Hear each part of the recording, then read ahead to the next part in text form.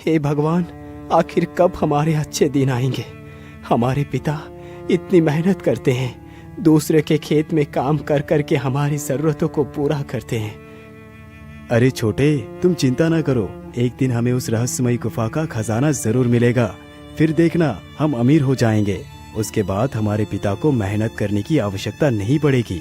लेकिन बड़े भैया, हमें उस खजाने का रास्ता बताएगा कौन? अरे भाई, इसका भी कोई ना कोई रास्ता जरूर निकल आएगा। तीनों भाई बातें करते करते खेत के पास पहुंच जाते हैं तो देखते हैं कि उनका पिता एक पेड़ के नीचे पड़े हुए तड़प रहा है।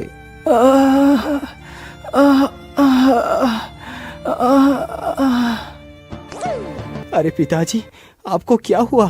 आपको तो बहुत जोर का बुखार है। चलो इन्हें वैद्य के पास ले चलते हैं। नहीं बेटा, अब वैद्य के पास जाने का कोई लाभ नहीं। अब मेरा अंतिम समय आ गया है। नहीं पिताजी, आप ऐसा मत बोलिए, आपको कुछ भी नहीं होगा। नहीं पुत्र, अब कुछ भी नहीं हो सकता। जो मैं कहता हूँ उसे ध्यान से सुनो। हाँ पिताजी, बोलिए, आप क्या कहना चाहते हैं? मेरे पुत्रों, चाहे कितनी भी तकलीफ परेशानियां क्यों ना आ जाएं, तुम तीनों कभी भी एक दूसरे के साथ कपट मत करना। हमेशा मिलकर रहना, इसी में तुम्हारा कल्याण होगा मेरे पुत्रों। इतना बोलते ही उस व्यक्ति की मृत्यु हो जाती है। पिताजी, आप हमें छोड़कर इस प्रकार नहीं जा सकते। आपके सिवा हमारा है ही कौन?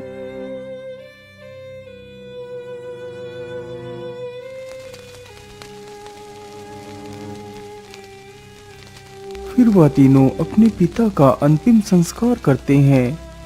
भैया, अब हम तीनों तो अकेले हो गए हैं। अब हम पैसा कहाँ से लाएंगे? छोटे, तुम चिंता ना करो, हम तीनों इस रहस्यमयी गुफा को ढूंढते हैं। हो सकता है वो गुफा हमें मिल जाए। हाँ हाँ बड़े भैया, आप एकदम उचित कह रहे हैं। हमें उस खजाने को ढूंढना चाहिए। इतना सोचकर तीनों भाई उस रहस्यमय खजाने की तलाश में निकल पड़ते हैं। तीनों भाई चलते चलते जंगल के बीचों बीच पहुंच जाते हैं।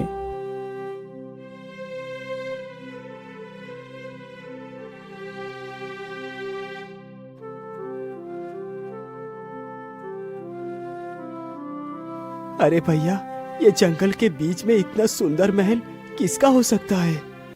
वैसे देखने में तो ये किसी राजा महाराजा का महल लगता है। चलो इसके अंदर चलकर देखते हैं। इतना सोचकर वह तीनों उस महल के भीतर घुस जाते हैं तो अंदर देखते हैं कि घर के भीतर कोई भी नहीं है।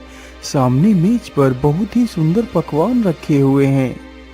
यहाँ पर तो कितना अच्छा खाना बना हुआ है, लेकिन इसे खाने के लिए तो कोई है ही नहीं। अरे भाई, तुम ज्यादा कुछ मत सोचो, बस चुपचाप इस खाने का आनंद लो और आराम करो। कल सुबह हम यहाँ से निकलेंगे। इतना बोलकर तीनों भाई उस खाने को खाते हैं।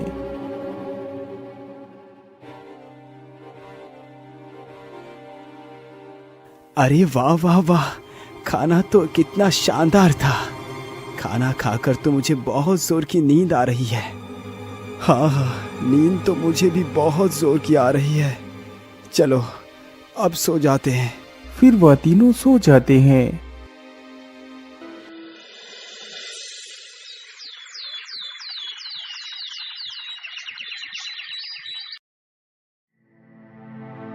सुबह होती है तो किशन उठकर देखता है तो उसके दोनों भाई वहां पर नहीं थे। अरे, मेरे दोनों भाई कहाँ गए? रात में तो मेरे साथ ही सोए हुए थे। आखिर मुझे छोड़कर वो दोनों कहाँ जा सकते हैं? किशन अपनी नजरों को इधर उधर दौड़ाता है तो देखता है सामने ही एक सुंदर सा बगीचा है। मुझे लगता है मेरे दोनों भाई जरूर उसी बगीचे में गए होंगे। चलो चलकर देखता हूँ। इतना बोलकर किशन उस बगीचे के पास जाकर देखता है तो उस बगीचे में एक बड़ा सा तालाब होता है। अरे, यहाँ पर तो एक तालाब भी है, लेकिन इस तालाब में ये कौन खड़ा हुआ है? चलो चलकर देखता हूँ। किशन जल्दी ही उस तालाब के करीब जाकर देखता है तो एक लड़की तालाब के बीच में खड़ी हुई थी, जिसका सारा शरीर तालाब के पानी में डूबा हुआ था। सिर्फ उसका सिर ही पानी से बाहर था। हे सुंदरी, तुम कौन हो और तुम इस पानी में क्यों खड़ी हो? युवक, मैं रत्नगढ़ की राजकुमारी रत्न कुमारी हूँ।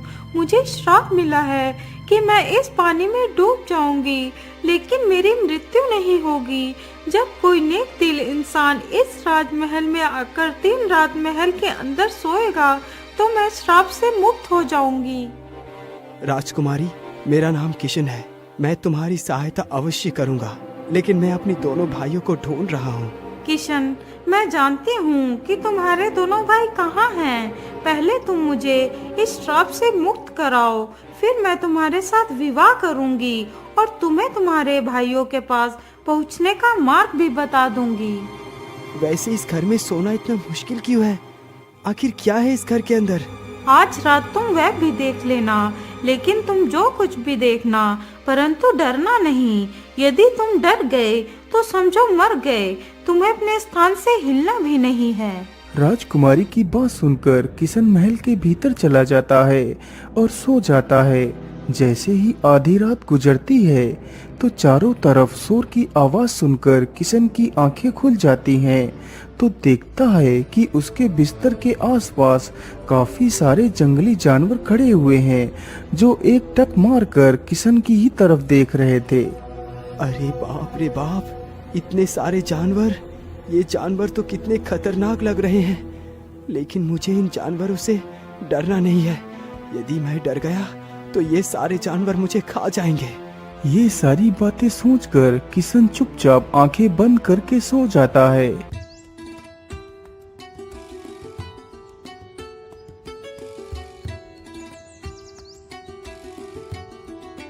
अरे ये क्या? अब तो यहाँ से सारे जानवर भाग गए हैं। चलो जल्दी से मैं उस राजकुमारी के पास चलकर देखता हूँ। किशन तुरंत ही तालाब के पास जाकर देखता है तो तालाब का पानी राजकुमारी के कमर तक आ गया था। राजकुमारी, आपका शरीर तो पानी से काफी ज्यादा बाहर आ चुका है। हाँ किशन, यह सब कुछ तुम्हारी वजह से ही संभव हो पाया है। बस जिस प्रकार तुमने इस महल में 2 रातें गुजारी हैं, एक रात और गुजार लो, लेकिन याद रखना तुम्हें किसी से डरना नहीं है। ठीक है राजकुमारी, मैं तुम्हें इस श्राप से जरूर मुक्त करवाऊंगा। इतना कहकर किशन वहाँ से चला जाता है। उस रात भी किशन गहरी निद्रा में सोया हुआ था। तभी उसके कानों में आवाज जाती है तो उसकी आंखें खुल जाती हैं। तो देखता है कल से भी ज्यादा जानवर आज आकर उसके बिस्तर के पास खड़े हुए हैं। किशन को एक टकटकी मार कर देख रहे हैं, लेकिन किशन डरता नहीं, वह फिर से सो जाता है।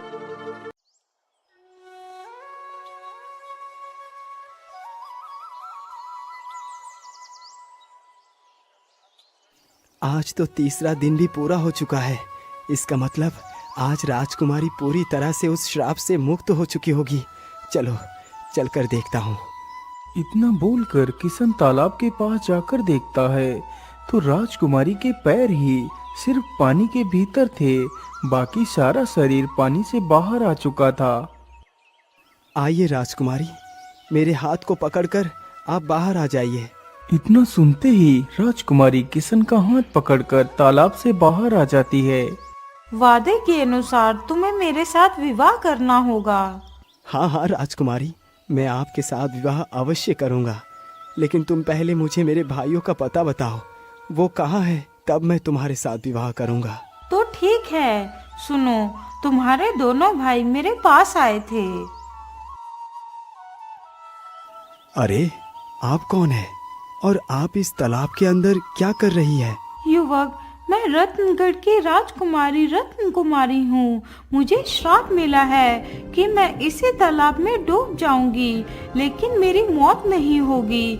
इसी श्राप के कारण मैं 20 वर्षों से इसी तालाब के अंदर डूबी हुई थी, लेकिन आप लोगों ने इस महल में एक रात गुजारी, इसीलिए तालाब का पानी घटकर मेरी गर्दन तक आ गया है। यदि आप लोग इस महल में 2 रात और गुजार दें तो मैं इस श्राप से मुक्त हो जाऊंगी। हाँ हाँ राजकुमारी, हम लोग आपको यहाँ से जरूर मुक्त करवाएंगे, लेकिन उससे पहले मेरी एक शर्त है।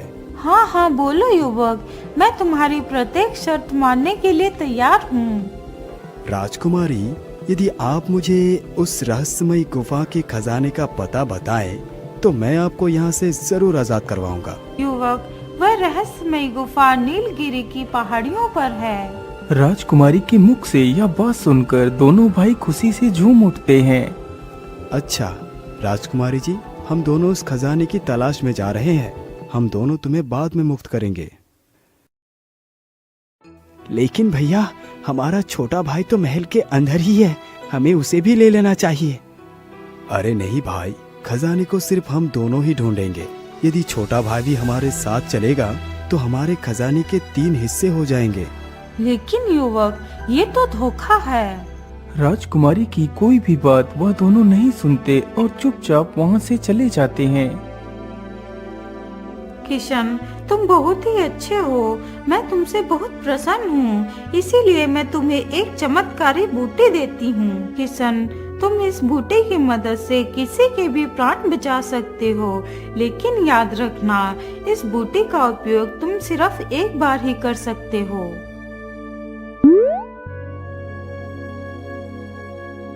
तो फिर चलिए राजकुमारी, हम दोनों विवाह कर लेते हैं। हाँ हाँ किशन, मैं विवाह तो अवश्य करूँगी, लेकिन एक समस्या है। बोलिए राजकुमारी, वो समस्या क्या है? समस्या यही है, यदि तुम विवाह के समय सो गए तो मैं तुमसे बहुत दूर चली जाऊंगी। अरे नहीं नहीं राजकुमारी, तुम ये कैसी बातें कर रही हो?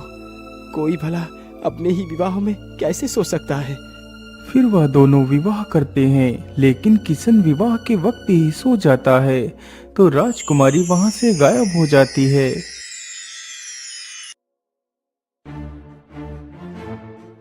अरे ये क्या हुआ? मैं सो कैसे गया? राजकुमारी, तुम कहाँ चली गई? हे भगवान, जो राजकुमारी ने करने को मना किया था मैं वही कर बैठा। अब क्या करूँ? पता नहीं राजकुमारी कहाँ चली गई। इतना सोचकर किशन राजकुमारी की तलाश में निकल पड़ता है। वह चलते चलते जंगल में काफी दूर निकल जाता है। तभी उसकी नजर एक पेड़ के नीचे बैठे साधु पर पड़ती है। चलो इन साधु बाबा से ही मदद मांगता हूँ, हो सकता है यही मेरी कुछ मदद कर पाए। बाबा, आंखें खोलिए बाबा, मेरी सहायता कीजिए। तुम कौन हो बेटा? तुम्हें क्या कष्ट है? फिर किशन अपनी सारी कहानी उस साधु को सुनाता है। बाबा, अब आप ही बताइए, मैं क्या करूं? अपने भाई और अपनी पत्नी को कहाँ ढूंढूं? बेटा, तुम दुखी मत हो, मैं तुम्हारी सहायता अवश्य करूंगा।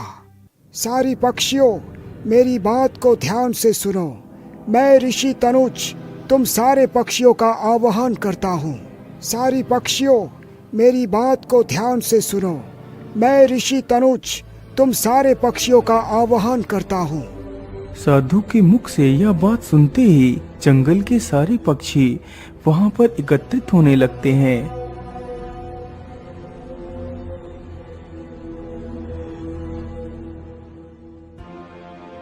सारे पक्षी तो आ गए, लेकिन अभी तक गिद्धराज क्यों नहीं आया? अरे गिद्धराज, तुम आने में इतना विलंब क्यों किया? बाबा, मैं एक दावत में बैठा हुआ था, परंतु आपके आवाहन सुनकर मैं वहाँ से भूखा